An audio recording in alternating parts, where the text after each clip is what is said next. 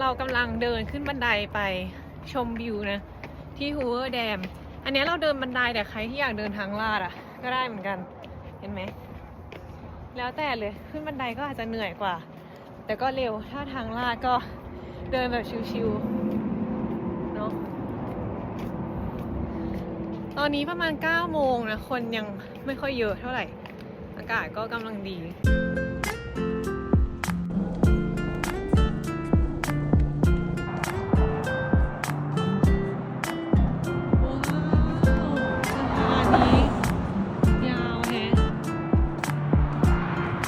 ขึ้นมาถึงจุดชมวิวฮูเวอร์แดมแล้วมาชมวิวกันค่ะ